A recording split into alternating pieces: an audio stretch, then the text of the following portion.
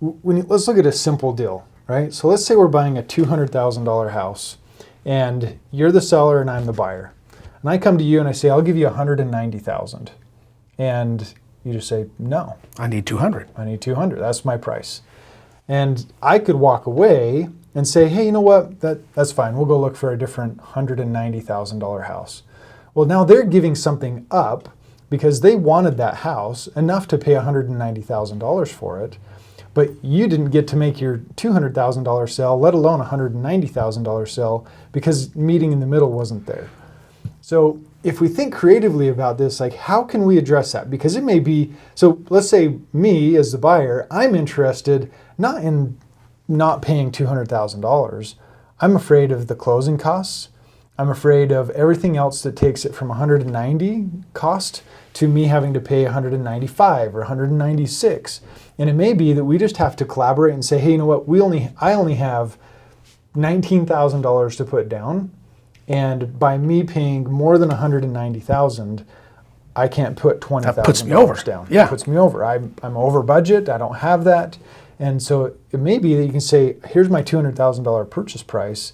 Now I'm going to pay, how about I pay points down on your mortgage? Or how about I pay for some of your closing costs? Or why don't we take it to $202,000 and we can cover some of those and you can spread that over a period of time. Because I may not be afraid of the payments on a monthly basis. I'm afraid of getting into a house and being dead broke in my checking account. And maybe you say, look, I'll give you 200, but I can only give you 190 right now. And maybe that other $10,000 would come maybe later after you flip the deal. I mean, like you said, maybe we don't know what their pain point is, right? They want 200, you only have 190. There might be a way to get him his 200. He's just got to get creative. It's like that old adage, you can either have your price or you can have your terms, but usually you can't have both.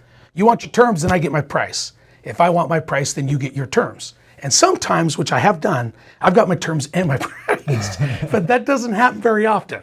And so you have to just get creative.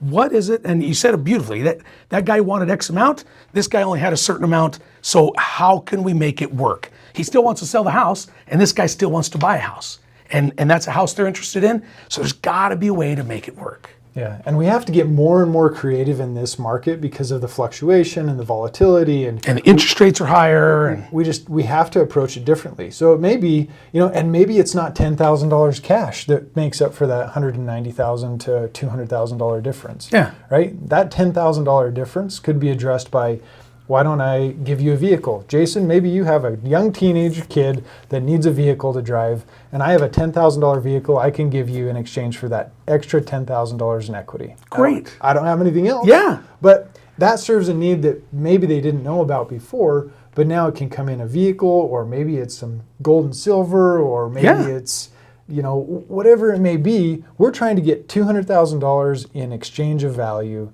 for the sale of a home and for a home that somebody wants. And it may be that we just need to come up with a little bit more of a creative option.